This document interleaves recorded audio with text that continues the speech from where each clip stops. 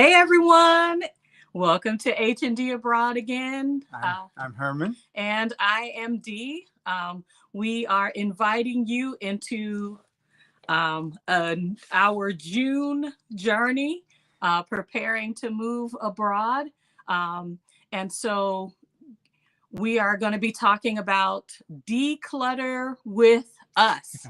Declutter is a huge part of the move abroad process. So we want to spend a little time talking to you all about our strategy.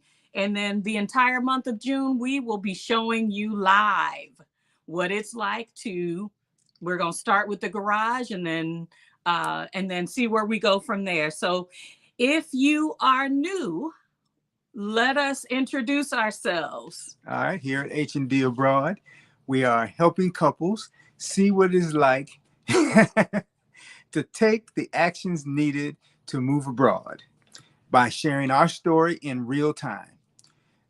If you are contemplating a move, or if you are looking for a community of like-minded people who are moving abroad in the next few years, accountability partners, this is your space. So subscribe to the channel.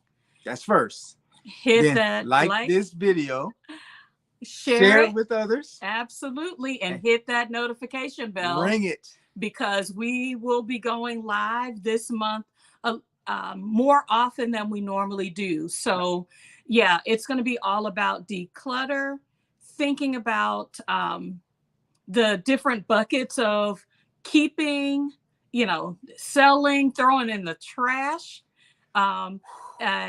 giving things to people that need it or would love it more than you do. So we're going to jump right in. And let's tell folk why we are thinking about this now. Well, in honesty, we've been trying to declutter slowly for a few years. Yeah, probably more than a little slow. If you look in our closets, it depends on that's where we started. It depends on who you ask. I think that we've done really well. We moved from our last home to our current cities almost 7 years ago. Mm-hmm. And we moved from our home to a townhouse. Well, we didn't sell the house right away, so we left some things at the house, but we moved quite a few things into that townhouse and into with a garage unit that we paid for at like a storage unit, and we packed it tight with stuff. So I want to interject here that we had lived in our house for 17 years. Right. You do not realize how much you have accumulated over the years. So it's the two of us. Correct.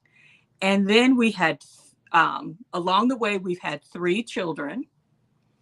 And so each person had amassed things, a lot of things, toys, clothes, keepsakes, things we knew we had, things we didn't realize we had. And that move 7 years ago told us, no, yeah, we got to take a different approach to how we pull together what's most important and begin to let go of. We spent a hard time trying to break down the things in that house, letting go of things, throwing things out, and still drug quite a few things with us when we moved into the rental home that we had when we moved out of the townhouse. So even then, we were never able to use the garage because we completely filled the garage up with things. Well, and I probably should have learned that lesson then.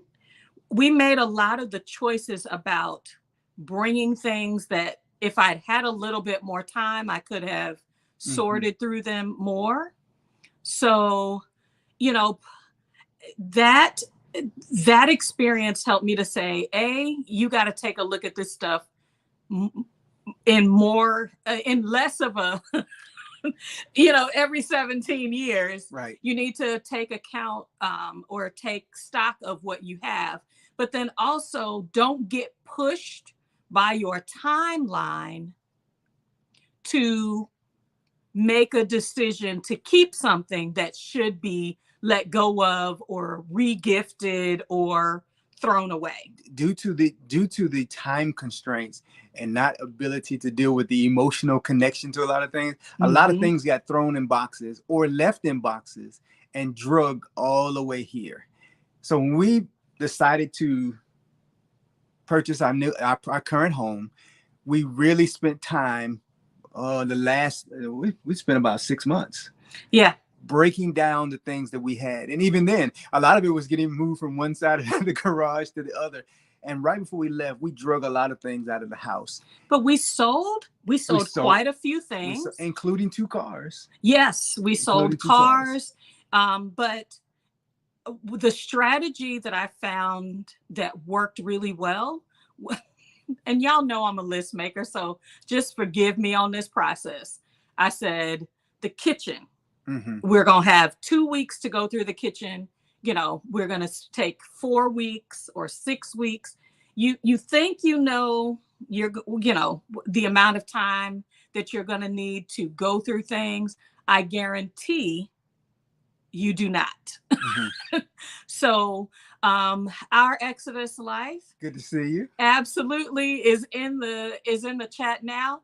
So they are going through this process right now. If you have not subscribed to their channel, please do, because they are sharing what it's like to get their house ready. And she inboxed me when I just did a sister to sister check and said, how's it going? She was like, y'all are leaving next year, start decluttering this year. So that is a lot of where we are right now. So this conversation is, okay, we weeded. We know there's still things to weed because we haven't had time to look through them. We haven't decided how we're going to sell them. And that's another one I'm going to get to. No, let me forget that one. The sell versus giveaway. I'm going to come back to that one. Didn't write that one down today. But you know, when you're looking at it, we're down to the nitty gritty. We've had weight changes, so we've gotten rid of clothes because they are falling off or they won't go on. Depending on the minute that we're in, or it's just not my style or it's not anymore. the style anymore, which or I don't have office work anymore, so I have a lot of suits and things that were sitting here. So there's a lot of things and there's a lot of reasons. So we're really wanting to break down, and so this next 30 days, you'll be digging with us through our stuff every Friday, Saturday, and Sunday? Yes. So we are committing to Friday, Saturday, and Sunday going live in our garage to sort through things. So you all are going to see that we have 6 gas cans. And I will tell you all the story of why we have 6 gas cans. And it's not because it's because of poverty. No, it's because your girl kept running out of gas. I would pay for the gas and drive away from the gas station.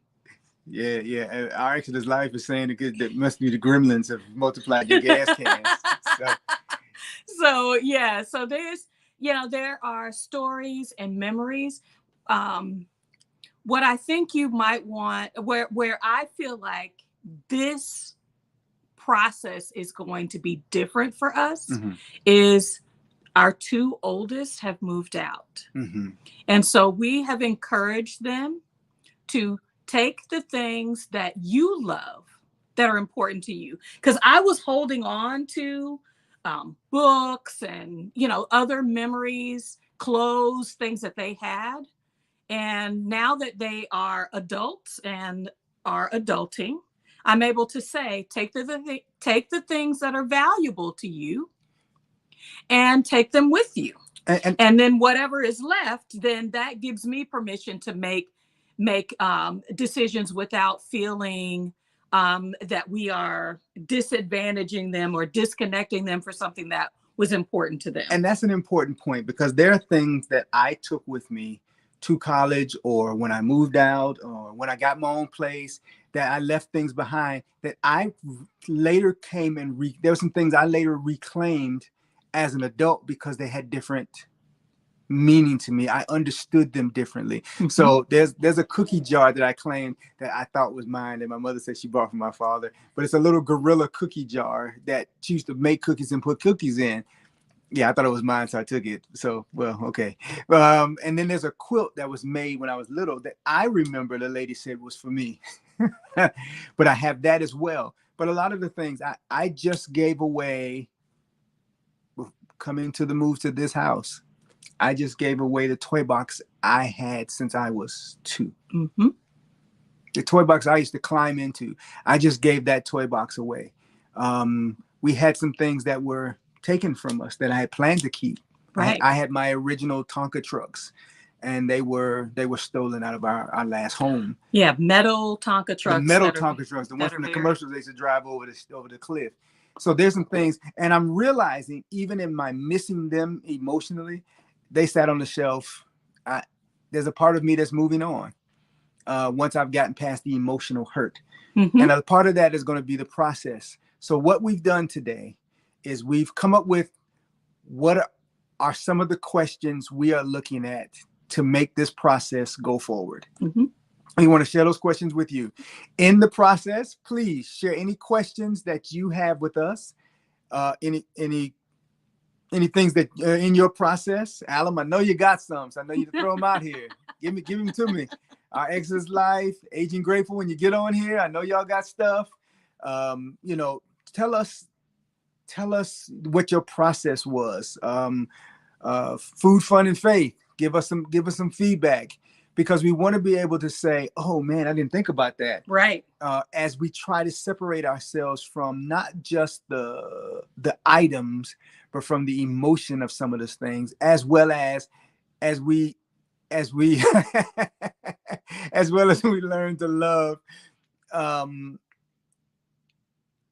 why we're keeping the things that we're keeping. Yeah. Right? I think before we even start, I also want to say this is a reality check as well. To be honest with yourself in decluttering, sometimes it needs to happen in waves. You are probably not, majority of the people that are moving abroad are not going to be able to or want to embrace a minimalistic view.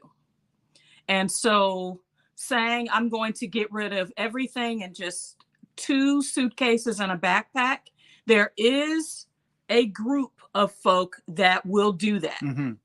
Okay. And so, but that's not my ministry. I'm not, no, I will not get things down to 2 suitcases, but our lives are going to definitely look different, because we're not doing, that's right, Greta. We are not going to do a storage unit, because I know what happens. And the community is sharing 4 years of storage unit payments. Yes.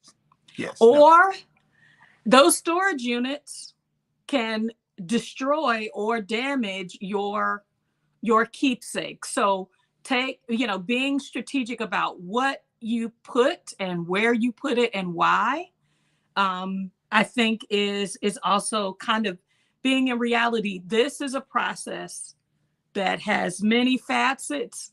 Nobody's asking you to do 2 suitcases and a backpack. But at the same time, all the things we brought into the house when we started so that we could have a life in front of us, our life is different. We're not preparing for children.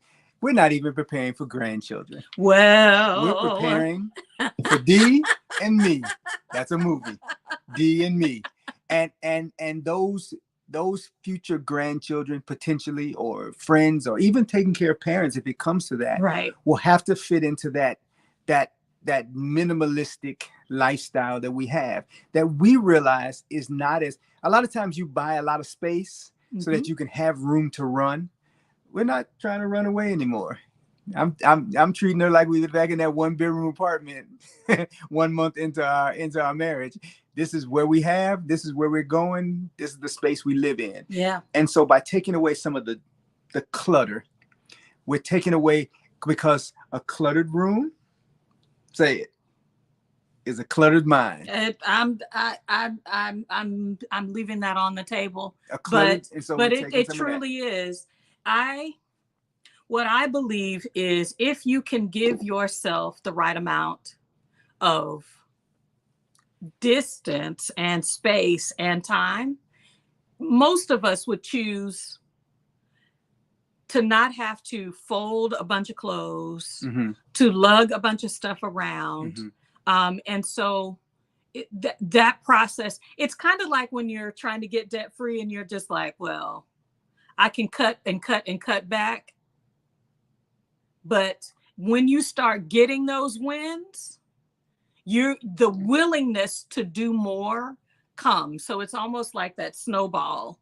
Maybe there's something there about the snowball of decluttering. Whoa. Is you may start with, this generalized strategy and will gain momentum and courage and focus when you can see how much of a difference having fewer things can make on your life. I'm going to mention this here because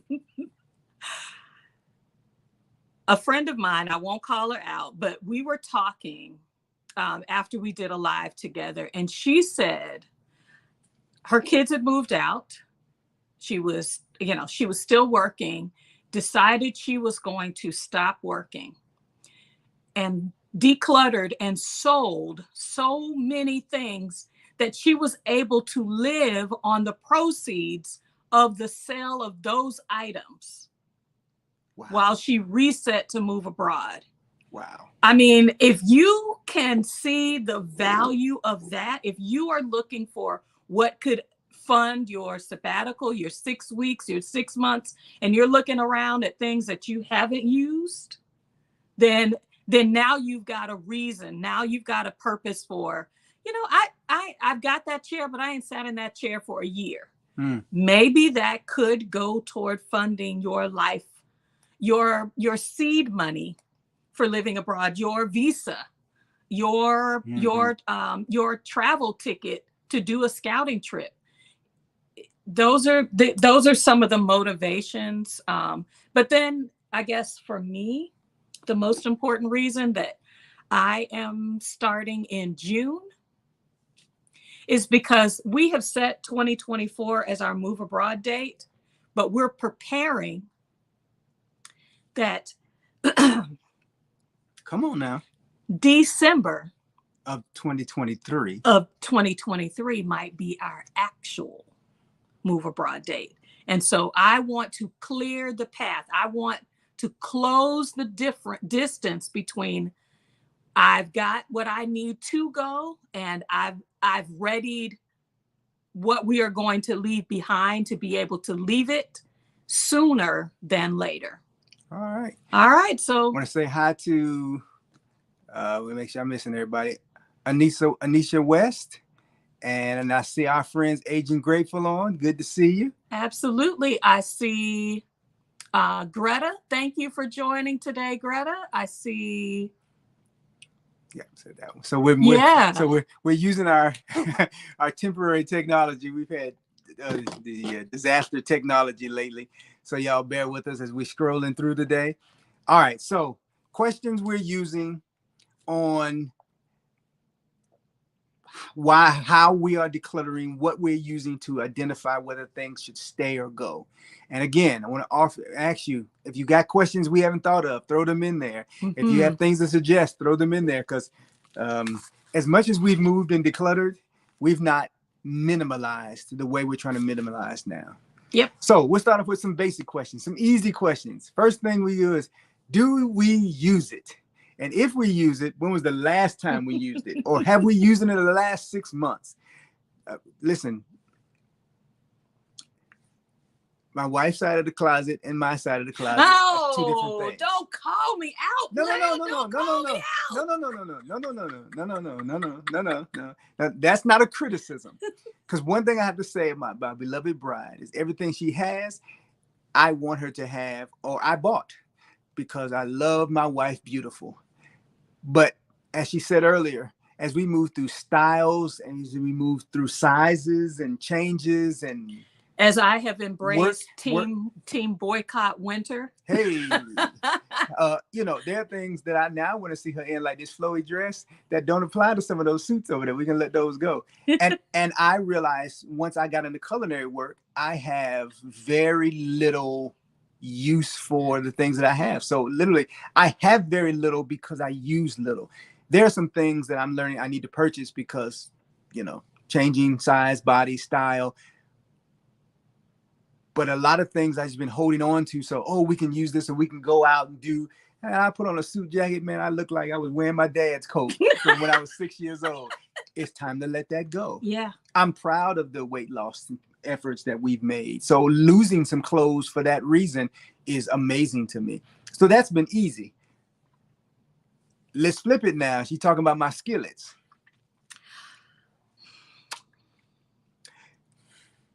I got a couple of skillets I use all the time, but you got them skillets that you go, this skillet might come in handy when I'm just doing, this pot might come in handy. So before we move to this house. Like 10 skillets, y'all. Yes, all 10 skillets. Back up off the skillets. Okay, but we got rid of pots and pans that we bought before the kids were born. Not because we don't need pots and pans, but partially because we need new pots and pans in some areas. It is my belief, and this is a PSA, good cooking cannot happen if you have bad equipment. Oh, yes. So trying to get rid of some things, which then means, what do we need to buy? Because I'm not making meals for 5 people anymore.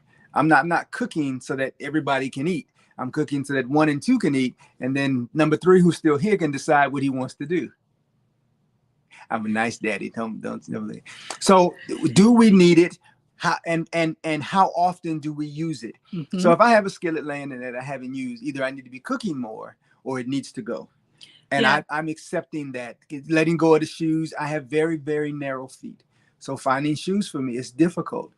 And I have made the mistake of holding on to shoes that need to be burned in the fire. Because I was simply like, look, I need some shoes, but where would I really wear those shoes? Because the way they look, they need to go. Yeah. And I mean, and you can, roll this into a lot of different things. I have kept some things because they are attached to beautiful memories. I kept my wedding dress. Y'all. But I found a company that will make my dress into flowers, or they'll make my dress into something that is usable, bringing it forward. Because my daughter-in-law is not going to wear my wedding dress. So yes, I used it 24 years ago, but some of it is attached to memories, but it's got to be useful. Mm-hmm. Is why what I'm saying is how I'm going to bring it forward. If it can't be useful, then maybe it's useful to someone else. And I'm telling Agent Grateful and our Exodus Life, y'all can't make comments if the husband's not watching. Don't throw the husbands under the bus if they're not on here watching. Yes. It is not us. And yes, and seasonings. Us. Yes. Now, see? We have the seasoning cabinet, yes, and the side cabinet, yes, and the backup seasonings as well. But ask her if she wants me to let go of the seasoning. No, because she cooks well. Okay. So you see where the struggle is. All right. So the next question is, would I buy it again? Okay, so I had when we were dating. Yes. And I was in my own apartment.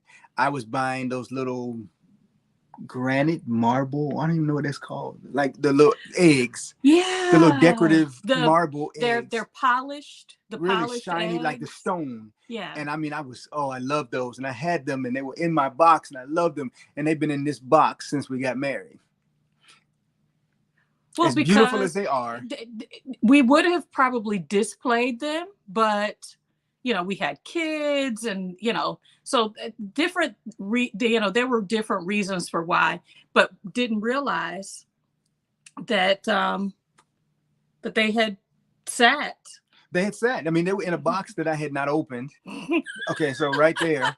I mean, I didn't even. which leads us to some other questions we're going to ask later. And right now in my life, which ties me to the next thing, is it important in my life now? Mm-hmm. Okay, not just would I buy it again, but is it useful in my life now? Do I love it now? There's a lot of things that I've easily walked away from simply because it's like, okay, as much as I still think that's lovely, I'm not going to use that. I'm not going. I don't know about. I mean, is it as simple as that for you? Because first of all, let's deal with that. The emotional attachment approach between men and women to things, what those things are is different. Yes. Men, we perpetrate use. So we have 900 tools. 8 of them is a 3/4 socket wrench. It's the same socket wrench because we couldn't find it the last time. We find them all and we got them all stacked up. And they're all important because we might lose one again, but then we lose them all at the same time and go buy another one. Okay, that's just ridiculous. Or we have a memorabilia of cowboys on horses. I have an item in here, and I'm going to find it, that I have had since I was a kid. It's important to me to share. I'm going to do this. Okay. Oh. Okay. I have no problem with these. All right. So when I was 2, 3, my parents went overseas and traveled. They bought these fishermen. I've had these fishermen forever. They used to sit on my dresser when I was a kid. I've had these forever. They were hand carved in, like, I think Amsterdam. I've had these. When we moved to Florida, When he was 4. Yeah, 6, 7. Okay. So these things are keepsakes because I might pass them on to my kids or my grandkids as just little memories of me. Or if I ever have a little office space, they're little decorative things. But those little stone eggs, they went. But these things stay because they have long-term meaning to me. Do I love it? I love those. Do I love the eggs? I don't love them eggs. I don't love them eggs. What about? Yeah. But see, the attachment is different. Yes, I need to let go some of the skillets because I've just gotten caught up. And Greta brought forward a good point.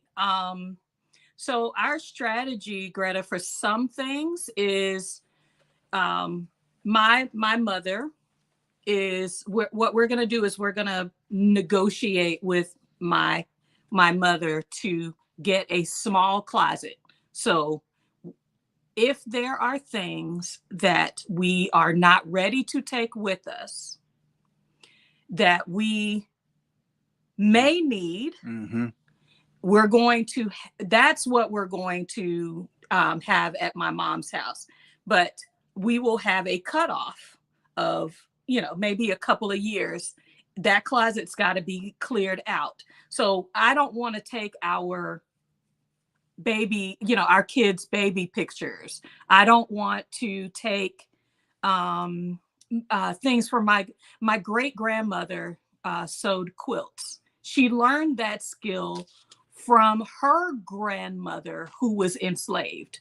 Y'all, I'm not getting rid of my quilt, even though mm-hmm. I have no desire to live somewhere that is predominantly, there's a winter season. Yeah, our Anchor's Life is saying that they're keeping some things because they're the historians for their family. And the same for us. Right, like my dad, his mother, and her mother were the family historians. So I have obituaries for 3 to 4 generations of our family. So, this is real stuff. I'm scanning it. I'm scanning a lot of those things so that it's widely available to our children and to our family members. But those are things, no. Those are non-negotiables. So, literally when we're looking at things laid out in front of me and I'm saying, I'm grouping them. That's the strategy that I plan to use and that I've used before is, when I'm looking at what is motivating me to keep it, everything feels like I have to keep it. When you line them up next to each other, this whole stack of I need to keep this something's going to stand out. Some Mm-hmm. things are going to stand out more than others. Mm-hmm. And so do you see how the time needs to be built in to being thoughtful if that's the strategy you are choosing to use? The question is, are you honoring the item or are you just afraid to let it go? Mm-hmm. If you're honoring the item, she just named some things that are family heirlooms. Mm-hmm. There's a dresser sitting behind us. That dresser was from my grandparents' house that they've been gone for decades. Okay, it is one piece of furniture, but that is the only memorabilia, it's the main piece of memorabilia she has. For me, that's important because we can find a use for it. We can find a place for it. And it's not it's more like a nightstand than a dress. I said dress is more like a nightstand. It's not in the way. It's not taking up space. And it has been used over the years. It is used constantly. Mm-hmm. So things like that. So then that leads into the next question. Do I want it in my life going forward? Mm-hmm. There's some things that are like wonderful to have, but it's like, okay, but do I really want to drag this around? Do I really want to make a space for this? Do I really want to find a place for this? How important is it to me? That has made a lot of things very easy to process away, because as much as, even if it's something that we like now, Mm-hmm. there are some things that's like, once it gets to this point and I don't really want to use it anymore, do I want to drag it around and wait to come back around to it? I've gotten to the point where, no, I don't want to buy something somewhere else that I already have, but I just want to make sure it is where I'm going. Mm-hmm. So if, Herman says, yeah, we can sell the tools. And I'm like, but why? Mm-hmm. Why do you want to sell the tools? I don't want to have to rebuy everything. So there are some items that I think we should get rid of. I think there are some things that we need to hold and give ourselves, 1 to 2 years out, to get settled and then come back. Because these are the stories that in the move abroad communities that I'm watching or that I'm a part of, people are coming back saying, I don't even know what's in there. Mm-hmm. I don't even know why did I keep that? That's not even important. So being able to say, I'm going to come back in a short amount of time. I'm saying 2 years is probably going to be something like a year, depending on how far away we are. But yeah, I want to do as much purging and being realistic about does it serve me? Does it serve me well? So, oh yes, does the old stuff serve your new? Yes, Greta, yes. Does it serve your new life? I probably don't even recognize how much it won't serve me. So, and not even the new life. The next question is, does it fit my current lifestyle? we there's a whole lot of process thinking about, will it be down? Will I be able to? I'm going, wait a minute, but will it? Because a tie-in question that is, if I find it in a box somewhere, did I even remember that I even had it? Did I even owned it? Did I even know that it even existed? We were dating. So if you're old enough to remember Wilson's leather, this guy bought a leather jacket and he bought me leather, a beautiful leather coat. And I mean, like for years I was like, please don't give it away. He was like, girl. And I was like, because it reminds me of, and eventually he was just like, it's time. And you gotta go through those. There are memories attached to that, but I'm not negating the prior memories. Somebody, a parent said, their kid gets enamored with a toy in the store. Mm-hmm.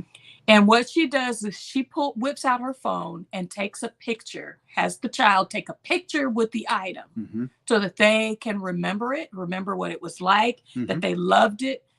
That is what I think can be helpful.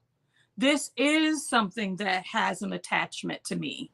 I will take a photo of it, take a piece of the dress from our first date that I would never be able to fit in again, Mm-hmm. but it has a special meaning to me.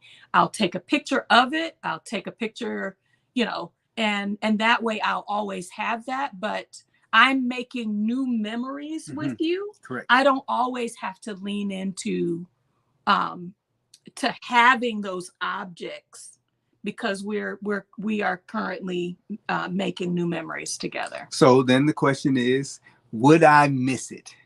Mm-hmm. Would I even miss it? Am I holding on to it because I've been holding on to it? Did I remember that I even owned it? And if it was gone, would I miss it? And probably if you had to ask you a question, did I remember that I owned it? Then that means you would not miss it. Because you didn't know it was there. So why is that a thing? I mean, let's see. Okay. This was a big one I found. Is it worth what it's costing me right now? We're just going to sit here silently. Is it worth what it's costing me? I have a storage unit, not me, but I have a storage unit that I'm paying $250 a month for. Is it worth what it's costing me? Now, again, if that is the best way to preserve historic incidences, family memorabilia, it's better doing it that way than doing what do you call it at the bank, a safety deposit box. Yeah. Greta said earlier that her storage unit was destroyed by a tornado. Yeah. You still lose everything. I mean, and my heart, when I read that, yeah. But sometimes, is it worth what it's costing me? Yeah, and cost is more than just financial. There's a cost of your time to keep things, to keep things, in a space. You've got to Mm-hmm. clean up around it. You have to consider it when you are, in this whole process. If you let it go, then you have less to have to maintain. So I'm so glad to see when we are recognizing the cost of something or keeping something that reminds you of what you really should be letting go. Mm-hmm. So Dr. Kimani is in the chat. She's helping us break free on so many levels. I'm telling you, people are out here thinking about the emotional release and the cost of the stuff that may be holding us back from releasing. You keeping your ex-boyfriend's whatever, baby, let it go. Asian Grateful, they let go of their Tesla. Ooh, but that was for a good reason. But I'm saying, I know you miss it. My son, our middle boy, our oldest son, he's engineering, and Tesla's his thing. Personally, I don't understand. I'm an old school, his body. But hey, do you. But a Tesla, big ups. Big ups. Big ups. So, I mean, I think the one that I want to make sure that we get into is about the value. Does it fit my current goals?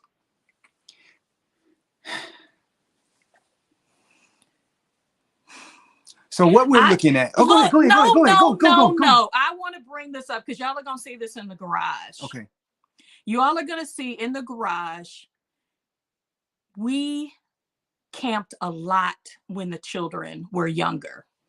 So we bought tents, the stoves, the lodge cookware sets, camping lamps. We haven't camped in a while. And we haven't camped in a while. I mean, we were talking about putting the tent in the backyard. But that is the lifestyle I want. Mm-hmm. I want to fit that into my lifestyle. Agreed. It is bigger, bulkier than some of the things that that I'm, considering what to do with them. What is it? Holly and Sean they sold their kayaks. Mm-hmm. I just, because I think we're possibly going to land somewhere that is drivable. Yeah. That I'm going to take it, because these are goals. Being in nature is a part of the lifestyle we are preparing to lean into, that we are prioritizing even now to do them. So we live within 45 minutes to an hour, circumference, radius of our home to be able to do those things. Look, and that's what we're if we're going to take it with us, my does it fit into my goals? I got to use it before I leave. If not, it's sold. And Holly and Sean of Island Time Adventure sold their current kayaks. So they had the funds when they moved to where they were going. They're going to replace those things because they're going to use them again. Mm-hmm. So they haven't. It was an investment towards replacing them. Can these be replaced? They're replacing them because it's going to be a part of their ongoing life, not just their ongoing life, but some of their financial gaining. That's a big deal. There are some things we're going, is this a part of my life? And if I sold it, it falls back into that. Would I miss it? We can buy more lawn chairs. We can buy more lawn furniture. I can buy another lawn mower. I can buy, we got four rakes. We have 4 rakes, no trees. No trees. I do need to do a little bit of landscaping work, but that's one rake. We had almost an acre of land at our home in Birmingham. There were trees everywhere. There was a rake for every pair of hands. We moved to the next place, was a townhouse, no trees. We moved from there to a rental house, no trees. Which means we've been here for 7 years with 4 rakes. I mean, just the reality of that. Our Exodus Life is talking about the mug collection. I am keeping the first gift Herman's grandmother gave me was a mug that talked about love. Now, we were dating. She is 94. Y'all, I'm keeping the mug. Fight me. But it may be something, as we are in this process, that I take a picture of. Mm-hmm. I take it with us when we go see her, because we talked about that before when we were on with Lamar and Angela this week. That I may take the mug with me, mm-hmm. take a picture of the mug, me and Granny, and then let the mug go. So, yeah, I mean, it has to be a process. Starting early gives you that leadway. So it falls into the what is motivating me to keep it. Again, it has motivation, and is there a way to memorialize it without holding on to it? Mm-hmm. Is there a way to memorialize it without holding on to it? Let's see. Will your community have a community yard sale, maybe yardage? Mm-hmm. If not, suggest it and make that your first garage sale target date. So we live in an HOA, which means we get 2 community yard sales a year. So yard sales aren't necessarily the path, but some friends. Okay, so I've been getting hints for how to do this from friends. So we've had friends that have moved to Mexico, to Costa Rica recently. And what they did was they took pictures and put it on their personal Facebook page. They were like, come get it. This, make us an offer, a reasonable offer. It's out the door with you. And so kind of using those personal networks is how I'm thinking about it.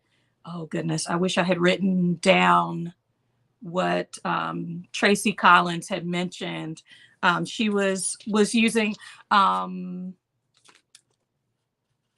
so Facebook Marketplace, eBay. I'm not afraid and have used those platforms for years.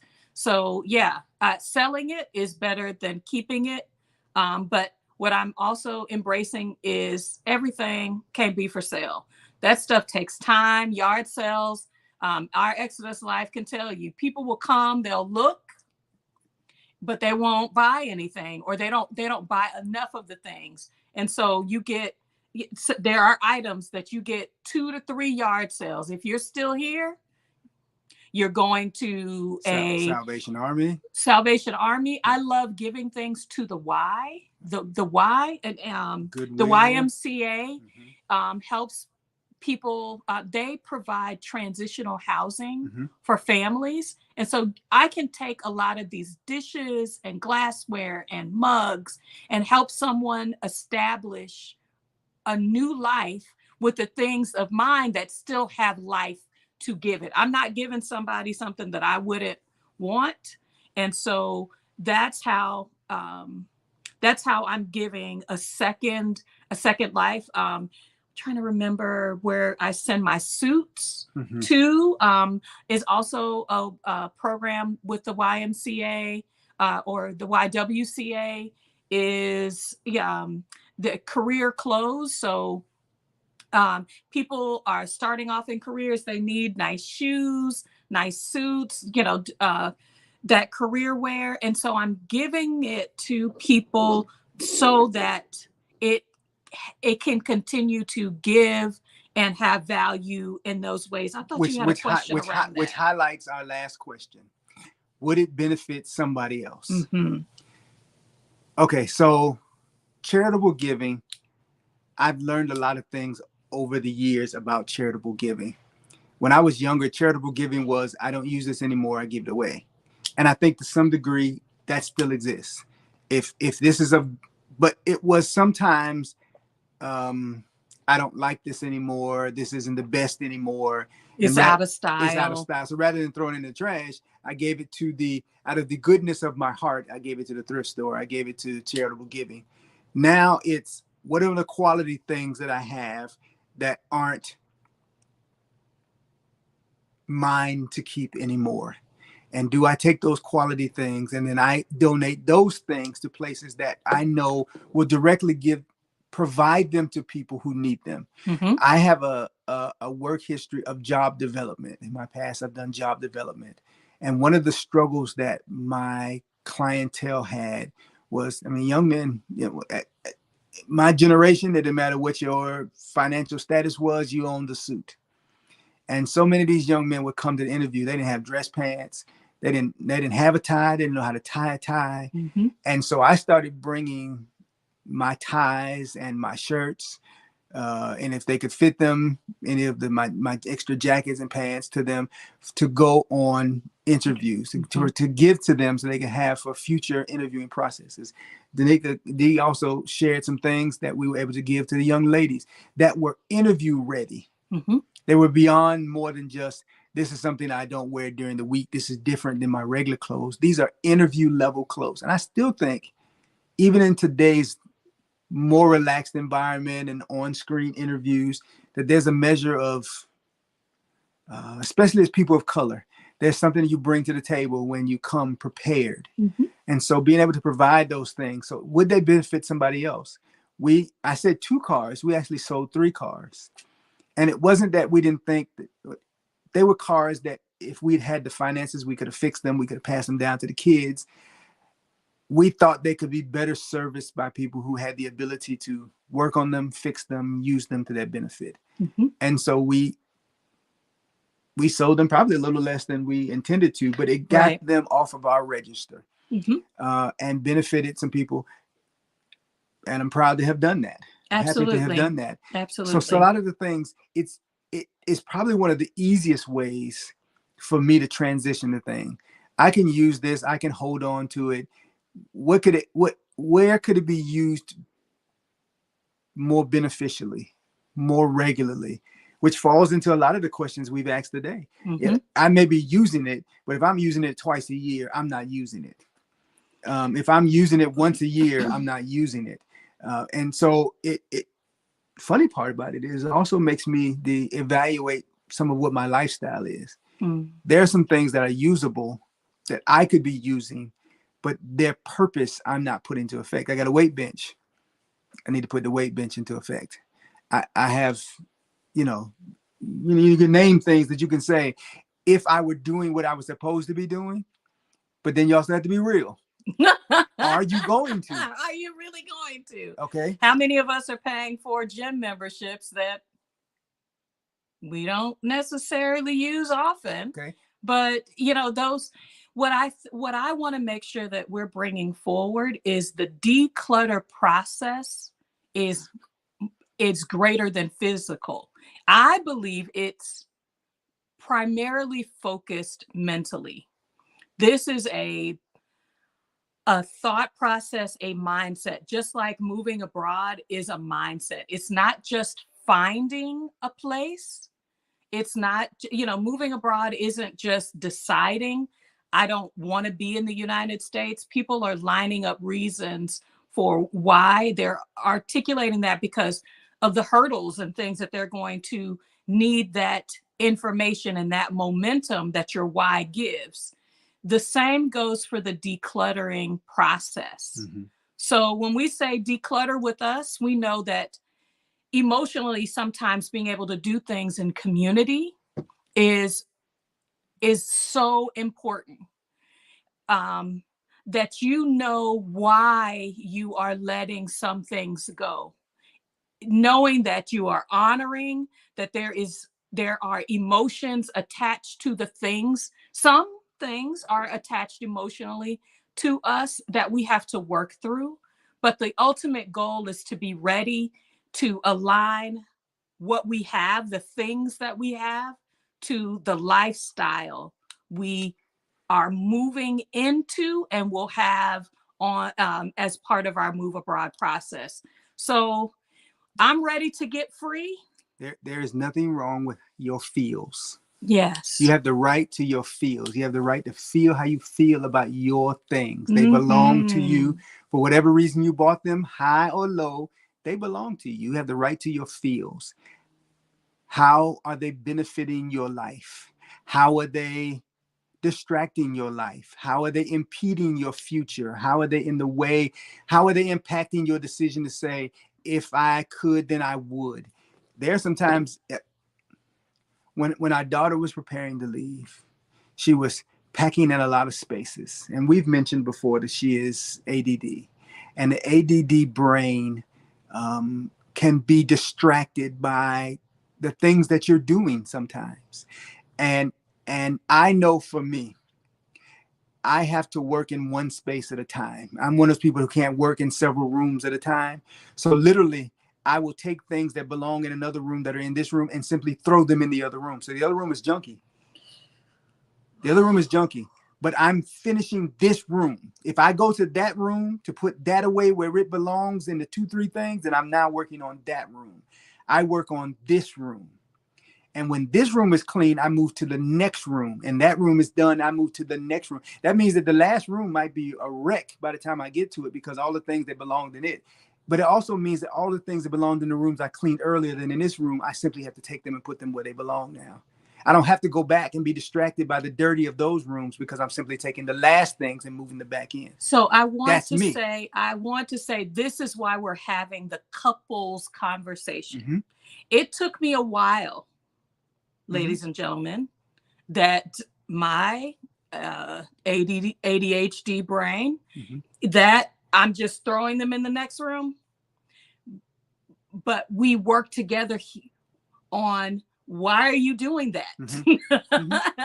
And I'm not offended by how that question. and how we can work together so that his process is not disruptive or throws off the process that I have for things like daily maintenance. Mm-hmm. So if he leaves things on the floor where they are, and that drives me up the wall, then having fewer things creates fewer arguments and fewer points of friction.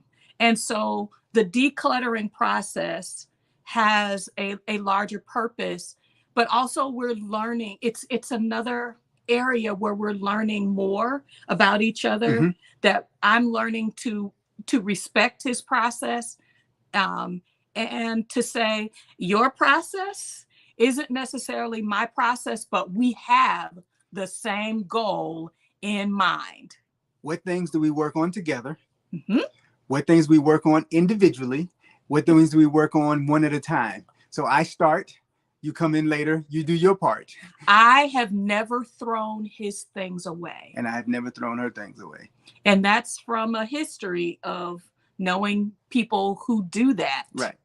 And so this is a respectful couples process, I believe. Mm-hmm. But yeah, I will call you on, you haven't touched that jacket in a while. And, or he says But I'm to not me, doing that. You bought $200 worth of makeup. When did you wear $200 of makeup?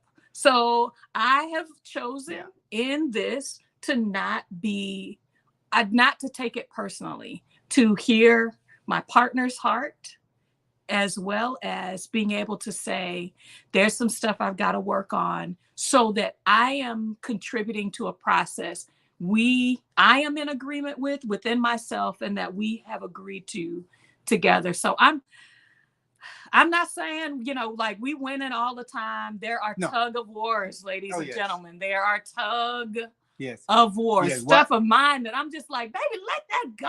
I mean, can I let it go, please? Yes. And there's the why you still have that, because it's mine. And sometimes there's a give on that, and sometimes there isn't. Yeah. And you have to be prepared as a partner when you're confronted to say, that may be legit.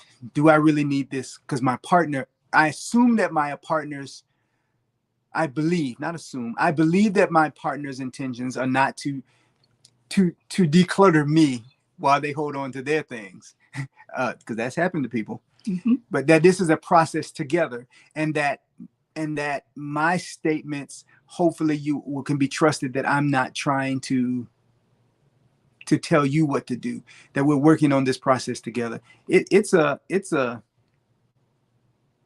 daily process. Mm-hmm. So the next 28 days, for Friday, Saturday, and Sunday of each week, we will turn on the camera in one of the spaces that we're working in for a little while live, and you will watch us attempt to declutter. No, I don't want people to watch. You don't want people to watch? No, Oh, okay. I want you to watch. And so this is a community accountability opportunity in June for you to identify, after today's conversation, to look for spaces that you might want to address some things. There's a hall closet. There is a linen closet. Yes, after a while, you should not have towels from 19 anything. Yeah. Okay. And so, this is your opportunity. So as a person living with attention deficit disorder, body doubling is something that I use in my work life.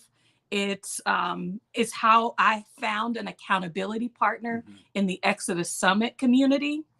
And so I am doing a thing, you're doing a similar thing. And I know that, that I make better process when I am in community.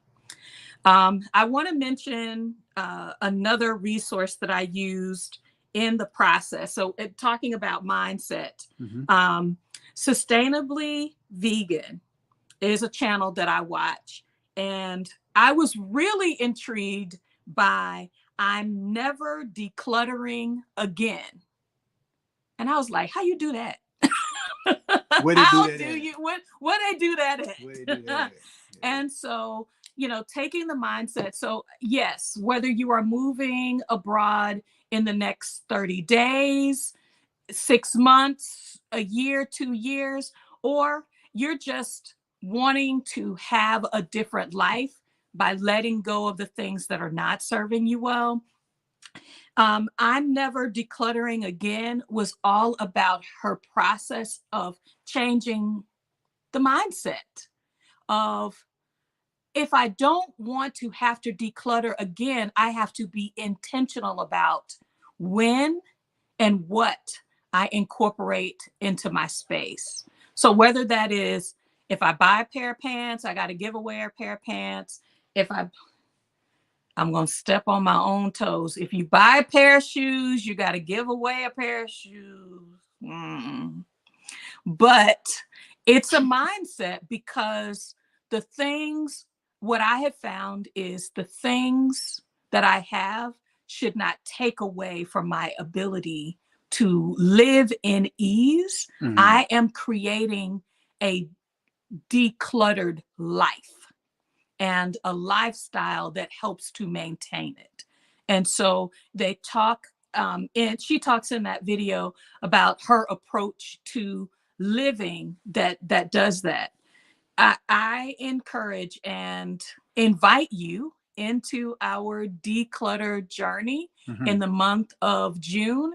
I will, my self-care Tuesdays will have folk that have literally sold everything on their process. I mean, like everything, so that you can find a path, a process that aligns with your life and the choices that move you forward. Um, I'm so glad to have the H&D Abroad community to do this with, Absolutely. and hope that you all continue to share. In the comment section of the video afterwards, In the please replay, put some comments about what you are doing to declutter, what you suggest people should do to declutter, any questions that you have, so that we can create a conversation in the comment section. There's so much here we do in chat that doesn't show up in comments. We really want to create an ongoing conversation with these videos. absolutely. That means you got to go back and make sure you watched all the other videos and add some comments in the comment section. We are here to learn with you. We are here to learn from you. We're here to share what we have in this experience.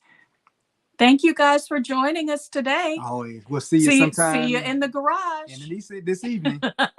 Bye for now. Have a good one.